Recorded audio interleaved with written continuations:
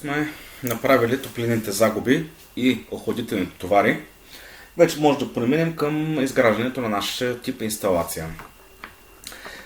От тук, в момента в който отидете в менюто, основното меню AutoNet, вече работим изцяло с изграждането на типа на нашата инсталация. Повече нямаме изчертаване, вече отиваме в следващата стъпка.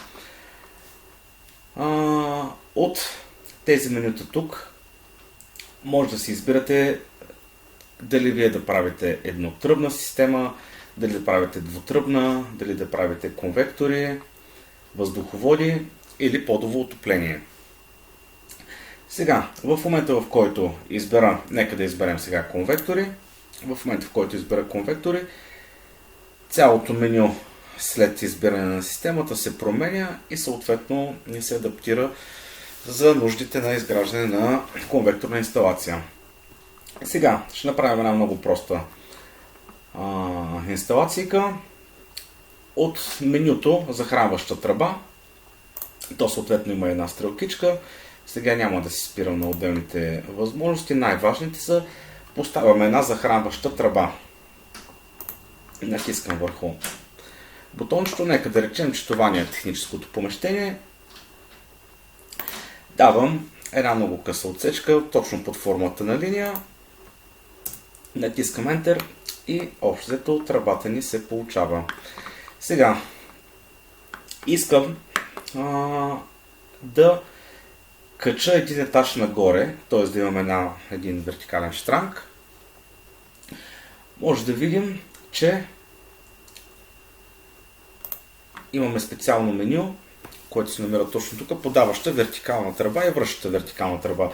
Сега, аз в момента ще работя само с подаващи, защото програмата е достатъчно умна. Когато му зададеш само подаващи, тя автоматично да си разбере, че ще има и връщаща такава вода. И това няма да се отрази по никакъв начин на изчисленията. Аз ще го видя малко по-късно, когато преминем през изчисленията. Давам подаваща вертикална тръба. Програмата ме пита да въведа място, от което тя да стартира.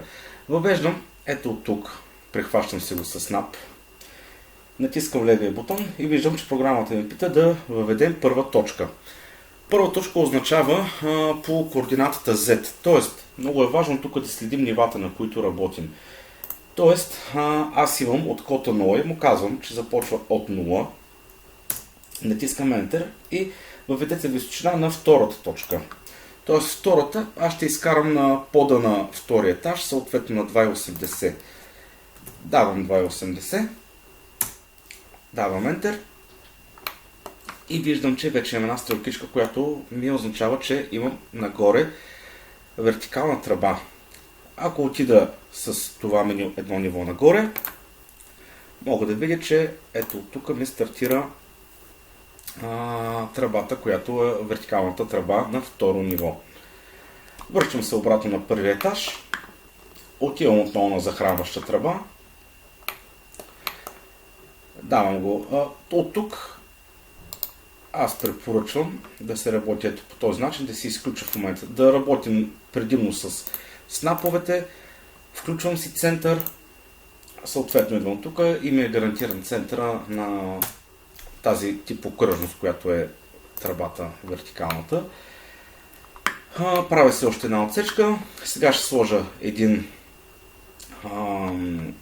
колектор, един двоен колектор. Просто ще свържа два радиатора. Така, идвам на съответно фасонни части. Тук имаме различни видове тройници, колена, дъги. Виждам колектор 2 двоен. Съответно си го нагласям така, както да ни е удобно на нас. Отново казвам, много е важно тук да се работи с снаповете. Отново влизам в снаповете. Тук ще му дам средна точка. И съответно като му дам команда Move, ще отиде тук по средата.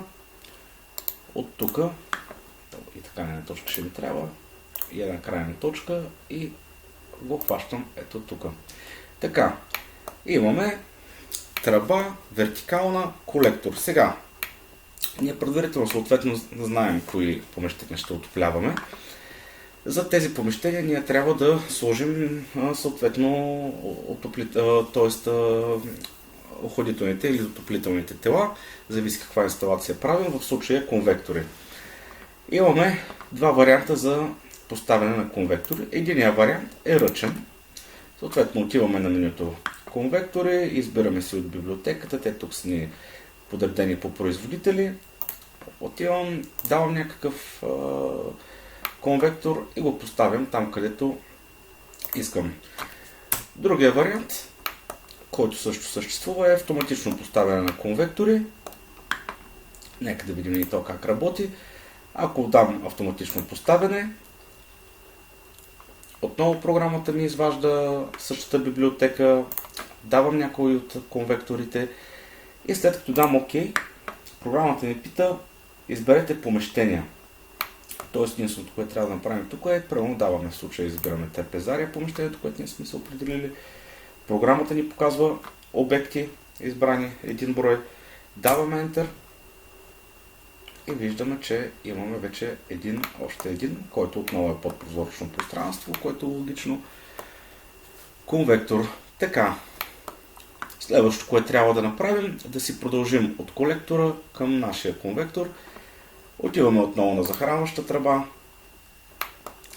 Даваме, аз отново повтарям, тук много е важно да работим с наповете.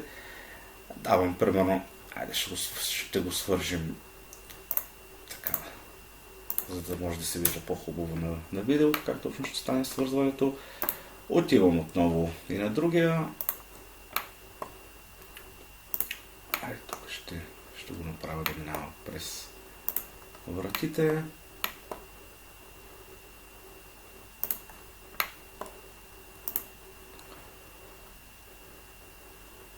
И айде да речем така да минава отзад, за да не е по-лесно свързването. Сега, нарочно както забелязвате, правя тръбата малко по-дълга от свързващия елемент на конвектора. Сега ще ви покажа и защо. Следващото, което трябва да направим, след като имаме тръбата, имаме и съответно консуматора, отиваме отново на захранваща тръба, но на стрелкичката и избираме функцията свързване радиатори към съществуваща верига. Тук да не прави впечатление, че пише радиатори, просто трябва тук да е свързване консуматори. Както и да е, това нещо е въпрос на превод. Даваме му свързване. И програмата ми пита: изберете консуматори. Избирам консуматор, давам Enter и програмата ми пита: изберете тръба. Казвам му тази тръба. Програмата си познава тръба и консуматор, съответно прави свързване. И тази част, която ми е излишна в случая, аз просто си трия. Нарочно го поставих по-дълго, за да може програмата да си избере подходящия фитинг, в случая най-вероятно някакво коляно. Ако понякога, ако му дадете прекалено близо, тук може да не избере подходящия фитинг. Отиваме отново, натискаме функцията свързване,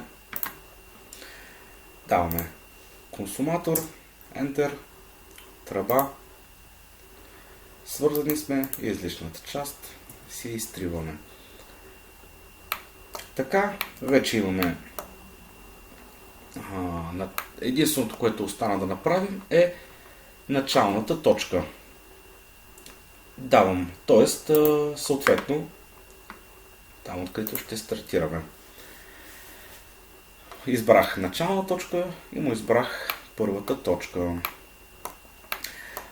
Другото, което ще направим, е да качим едно ниво нагоре и просто ще сложим още един конвектор.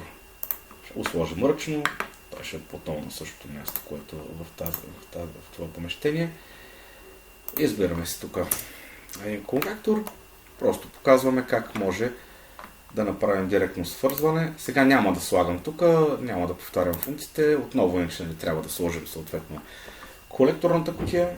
Сега просто ще дам тръба, захранваща. Сега тук снапа не ми е включен в центъра. Ето за това ще си го включа. Давам го от тук. Ето ли така направо ще го направим. Мисля, че ще стане.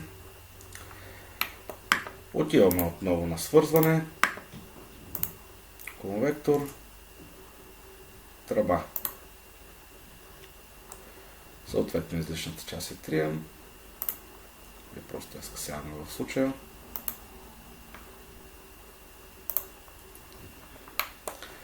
И сме готови да видим дали правилно сме работили по нашата инсталация. Следващото, което трябва да направим, е да използваме командата, това е задължителна част, разпознаване на мрежа.